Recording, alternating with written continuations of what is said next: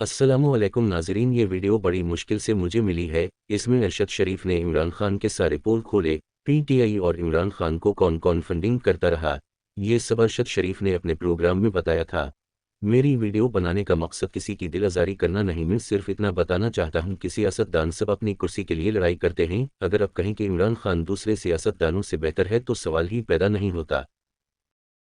मेरे पास ये जो दस्तावेजात पड़े हैं इनमें वो फॉरेन फंडिंग की तफसीलात दर्ज हैं जो पाकिस्तान तहरीक इंसाफ को आती है, और इसमें बहुत से ओवरसीज पाकिस्तानीज भी हैं जो दिल खोल के पाकिस्तान तहरीक इंसाफ को पैसा भेजते हैं। मसला उस पर नहीं है, मसला वहां पे आता है जब पॉलिटिकल पार्टीज ऑर्डर 2002 की जो शिकें हैं उसके खिलाफ हमें कंपनीज इसमें नजर आती हैं, मसलन ये William Washington limited liability company और इस तरह की बेतहाशा कंपनी। आप नाम जो स्क्रीन पर अपने देख रहे हैं, बैरी सी स्नैप्स, अगर हमारे प्रोड्यूसर दिखा सकते हैं, इनकी ज्यूइश डायरेक्टरी में भी लिस्टिंग है और ये बाकायदा तौर पे यूएस नेशनल भी हैं।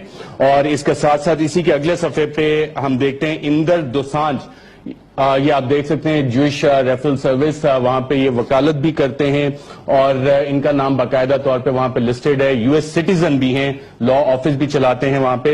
इसी तरह इंदर दोसांझ साहब हैं जो एक इंडियन नेशनल हैं, इंडियन पंजाब से उनका ताल्लुक था, अमेरिका गए बतौर मैकेनिक, उन्होंने वहां पे काम शुरू किया और उसके बाद जो उन्होंने फंडिंग शुरू की अमेरिकन पॉलिटिकल पार्टीज को भी इंदर दोसांझ साहब फंडिंग करते रहे।